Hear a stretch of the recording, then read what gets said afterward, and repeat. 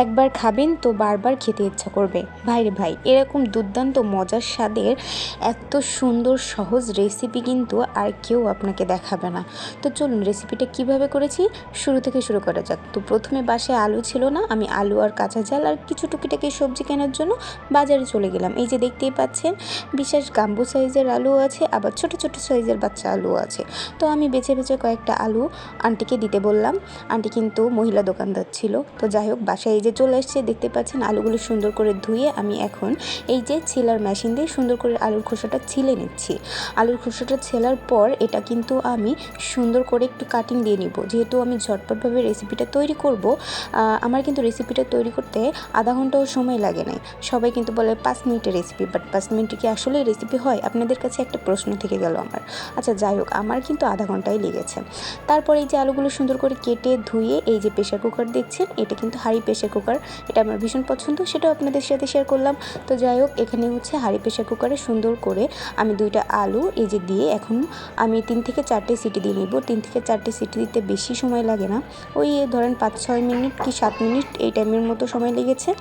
তারপর এই যে দেখতেই পাচ্ছেন এখানে কিন্তু আমি একটা বোল নিয়ে নিয়েছি। বোলের মধ্যে আমি 1.5 কাপ আটা দিয়েছি। আটা বা ময়দা আপনারা যে যেটা ইচ্ছা নিতে পারেন। আমার এখানে ছিল লাল আটা, এই জন্য কালারটা একটু এরকম লাগছে। তারপর এর মধ্যে দিয়ে দিলাম পরিমাণ মতো লবণ, আর এখানে 2 চিমটি মতো হচ্ছে কালো জিরা। এটা দিলে আর কি ফ্লেভারটা ভালো আসে। আসলে এই যে সিঙ্গারা টাইপের মতো ফ্লেভারটা আসবে, বাট সিঙ্গারার মতো খেতে হবে না। আচ্ছা যাই হোক, এই যে ডোটা কিন্তু আমরা হচ্ছে রুটির যেভাবে ডোটা বানাই না, ওই রকমই বানিয়ে নিতে হবে। তারপর এই যে বানায় মেখে একটু আমি ঢেকে রেখে দিলাম। তারপর কিন্তু এখানে সেই আলু সিদ্ধটা নিয়ে আসছে এবং কাঁটা চামচ দিয়ে আমি সুন্দর করে আলুগুলো ম্যাশ করে নিব। আলুগুলো যাই হোক একটু প্রেশার কুকারে দেওয়ার পরে কিন্তু একটু শক্ত শক্ত হয়েছিল, বাট যখন পরবর্তীতে ম্যাশ করছি ঠিক হয়ে গিয়েছে। তারপর এর মধ্যে কিন্তু আমি লবণ অ্যাড করে নিব। তারপর অল্প একটু লাল মরিচের গুঁড়া, কারণ আমার বেবিরাও খাবে এর জন্য। তারপর এখানে দিয়ে দিলাম হচ্ছে গরম মশলা গুঁড়া, আর এখানে হচ্ছে অল্প একটু কাঁচা ঝাল আর ধনিয়া পাতা। তারপর এখানে অ্যাড করব চাট মশলা। এইগুলো দিয়ে সম্পূর্ণ উপকরণ সব একসাথে ভালো করে মিশিয়ে নিব। এই যে দেখতেই পাচ্ছেন সুন্দরভাবে মেশানো হয়ে গেলে তারপর কিন্তু আমি এখানে সেই আটার ডো থেকে একটুখানি লেচি নিয়ে তারপরে সুন্দর করে রুটির মতো বেলে নিব। যেভাবে রুটি বেলতে হয় সেভাবেই হচ্ছে বেলে নিব।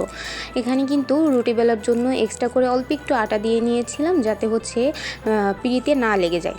আমার কিন্তু এখানে দেখতেই পাচ্ছেন রুটিটা কিন্তু পুরোপুরি গোল হয়নি, আমি কিন্তু অত বেশি এক্সপার্ট না।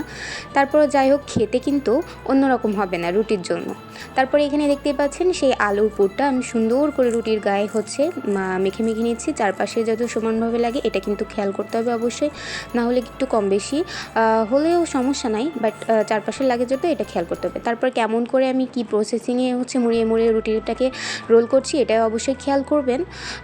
আসলে খুবই ইজি। এই যে এখানে একটু ফাঁকা থাকবে, এখানে অল্প একটু আমি পানি লাগিয়ে নিচ্ছি। তারপর এটা সুন্দর মতো দেখবেন যে আটকে গিয়েছে। তারপর কিন্তু আমি ছুরি দিয়ে সুন্দর করে হচ্ছে এভাবে কেটে নিচ্ছি। এই যে দেখতেই পাচ্ছেন কতটা সুন্দর হয়েছে। তারপর কেটে দেওয়ার পর এক একটা হচ্ছে আমি এভাবে চ্যাপটা চ্যাপটা করে নিব, যাতে ভাজার পর জিনিসটা একটুখানি বড় দেখায়, কারণ এরকম রাউন্ড করে থাকলে ভেতরে অতটা হচ্ছে ভালো করে কুক হবে না। এই যে সবগুলো কিন্তু আমি এভাবে কেটে নিয়েছি। এই যে দেখতেই পাচ্ছেন সুন্দর লাগছে না বলেন? তারপর আমি একটা বলে একটা ডিম নিয়ে নিব। ডিমটা বেশ ভালোই বড় ছিল। ছোট ছোট ডিম হলে 2টা করে নেবেন, আর যেহেতু বড় ডিম এজন্য একটাই নিয়েছি, একটাই এনাফ। তারপর এর মধ্যে কিন্তু আমি লবণ দিয়ে নিলাম, তারপর দিয়ে নিলাম চাট মশলা এবং সুন্দর করে এটার সাথে মিশিয়ে নিব।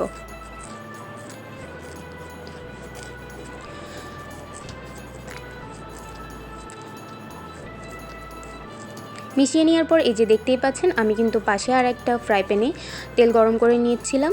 এই যে দেখতেই পাচ্ছেন তেলটা কিন্তু মাত্রই দিয়েছি। যে তেলটা গরম হয়ে যাওয়ার পর সেই ডিমের যেই গোলাটা বানিয়ে রেখেছিলাম তার সাথে আর হচ্ছে যে লেচি কেটে রাখছিলাম সেটা হচ্ছে আমি সুন্দর করে এর মধ্যে ডিপ করে করে তেলে হচ্ছে দিয়ে দিচ্ছি। তেলটা কিন্তু এ পর্যায়ে ভালোই মোটামুটি গরম আছে, আর চুলার আঁচটা কিন্তু আমি মিডিয়াম টু লো করে রেখেছি। এই যে দেখতেই পাচ্ছেন, এবং সবগুলো কিন্তু আমি এক একটা করে দিয়ে দিব, যতটুকু দেওয়া পসিবল হয় ততটুকুই। বেশি গ্যাদারিং করব না, কারণ একসাথে করলে দেখা লেগে যাওয়ার সম্ভাবনা থাকে। আমি বুঝতে পারলাম না যে এটা তো সরিষার তেল না, তাও কেন ফেনা ফেনা হচ্ছে। এটা হচ্ছে রাইস ব্র্যান অয়েল। আমরা মানে সয়াবিন তেলটা বেশি একটা খাই না, তো রাইস ব্র্যান অয়েলই হচ্ছে আমার হাজব্যান্ড নিয়ে আসে, সেটাই দিয়ে হচ্ছে আমি ভাজি করছি। এর কারণে এরকম হচ্ছে কিনা কে জানে। তো যাই হোক, এক পাশ হয়ে গেলে আমি আরেক পাশ উল্টে নিব।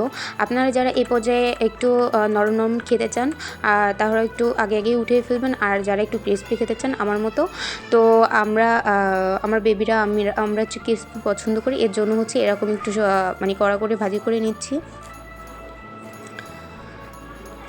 তো ওই যে দেখতে পাচ্ছেন আমার কিন্তু এই পর্যায়ে ভাজিটা কমপ্লিট হয়ে গিয়েছে, এবং আমি এখন এই যে একটা পিসের উপর টিস্যু দিয়ে নিয়ে আসছি। এক্সট্রা যে তেলটা থাকে না, সেটা যাতে টিস্যুতে সোপ করে নেয়। এই যে এক একটা করে উঠিয়ে নিচ্ছি। এই পর্যায়ে কিন্তু চুলোর জালটা একদম লো করে রাখছি, না হলে কিন্তু আরও বেশি লাল লাল হয়ে গেলে কিন্তু খেতে ভালো লাগবে না। এবং সবগুলো এক একটা করে উঠিয়ে নিব। এবার কিন্তু ডেকোরেশনের পালা। এই যে দেখতেই পাচ্ছেন সবগুলো হচ্ছে এই মজাদার কি বলে এটাকে, যাই হোক, ডিম, আলু আর আটা দিয়ে হচ্ছে বানানো। এটা কিন্তু আসলেই ভীষণ মজা। সবাই একবার হলেও দয়া করে ট্রাই করবেন, আসলেই ভালো লাগবে। আর কেমন লেগেছে অবশ্যই কমেন্টস করে জানাতে ভুলবেন না। কিন্তু আমি কিন্তু এখানে হচ্ছে ডেকোরেশন করে নিচ্ছি সুন্দর করে, এবং এটা কিন্তু এমনি খেতেও ভালো লাগে, আর সস দিয়ে খেলে তো অনবদ্য লাগবে খেতে। চলেন আপনাদের সাথে একটা ভেঙে শেয়ার করে দেখি যে কেমন লাগছে। এই যে দেখতে পাচ্ছেন একটা ভেঙে দেখালাম, আসলে ভিতরটাও কিন্তু খুব সুন্দরভাবে হচ্ছে কুক হয়ে গিয়েছে, আর ওপরটাও সুন্দর করে ক্রিস্পি, খেতে উপরে হচ্ছে ক্রিস্পি আর ভিতরে নরম। আসলেই ভীষণ মজা লাগছিল, আর সস দিয়ে খেলে তো ভীষণই ভালো লাগছে, অন্যরকম একটা টেস্ট। তো যাই হোক, আমার এই রেসিপিটা কেমন লেগেছে অবশ্যই কিন্তু কমেন্টস করে জানাবেন, আর আপনারা বাসায় অবশ্যই ট্রাই করবেন, এটা কিন্তু খুবই ভালো হয়। আর কে কে ট্রাই করেছেন আমার রেসিপি দেখে অবশ্যই আমার নেক্সট যে ভিডিও দিব সেটাতে অবশ্যই কমেন্ট করে জানাবেন। তো ভিডিওর এই পর্যায়ে এসে আপনাদের কাছে একটাই রিকোয়েস্ট, যদি ভিডিওটা একটু ভালো লেগে থাকে কোথাও, অবশ্যই ভিডিওটি লাইক দিতে ভুলবেন এবং চ্যানেলটা সাবস্ক্রাইব করে দেবেন। আল্লাহ হাফেজ এভরিওয়ান।